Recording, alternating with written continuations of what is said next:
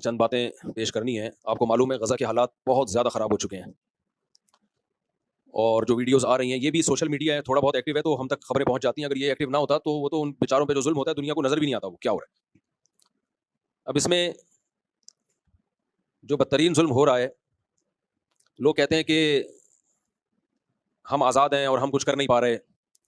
اصل بات یہ کہ آزاد صرف غزہ کے لوگ ہیں، ہم آزاد نہیں ہیں. آزاد اس کو نہیں کہتے کہ آپ کھا رہے ہوں، پی رہے ہوں، گھوم رہے ہوں. آزاد اس کو کہتے ہیں کہ آپ کی پالیسیاں آپ کی مرضی کی ہیں یا کسی اور کی مرضی کی ہیں. اس وقت ہمارے جتنے بھی حکمران ہیں اور جتنے ہمارے ممالک ہیں، بلکہ مسلمان اوور آل، ان کی مثال نبی صلی اللہ علیہ وسلم نے دی صحیح حدیث میں کہ تم سمندر کے جھاگ کی طرح ہوگے. یعنی کوانٹٹی میں بہت زیادہ، مگر جیسے سمندر کا جھاگ ہے نا، اس کی کوئی حیثیت نہیں ہوتی، وہ دور ہے یہ.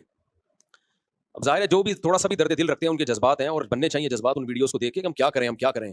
لوگ علماء سے بھی پوچھتے ہیں کیا کریں. حضرت مفتی تقی عثمانی صاحب کا بہت واضح فتویٰ ہے کہ جو جتنے قریب ہے اس پر اتنا ہی جہاد فرض ہے. ان میں سب سے پہلے تو ان کے جو قریبی ممالک ہیں وہ، نہیں تو پھر ان کے قریب، اسی طرح سے جہاد فرض عین ہوتا چلا جاتا ہے.